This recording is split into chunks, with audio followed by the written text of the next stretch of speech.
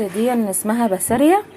انا جايباها من السوق النهارده، هي دي كيلو ب25 كيلو زي ما انتم شايفين كده. اللهم صل على النبي، حاجه كده ايه جميله قوي. ماشي. طبعا غسلتها زي ما انتم شايفين ومخليها زي الفل. معايا هنا ملح وشطه، هننزل بيهم كده على عليها. ماشي. وتبداي انك ايه، بصي حتى لو بايديكي كده اهو. طبعا تغسلي ايديك بقى ايه عشان الشطه اللي انت ايه حطيتي ايديكي فيها دي. ماشي. اهي اهي انا كده جبتها من فوق وتحت، قلبتها كلها بالمصلى على النبي ايه بالشطه اهي زي ما انتوا شايفين، والملح حاجه كده عظمه. ماشي.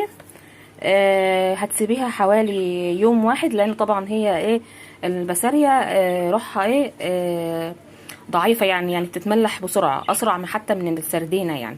خلاص هنسيبها بس يوم واحد وهوريها لكم باذن الله وهي متملحة كده باذن الله، اوريكم شكلها هيكون ايه.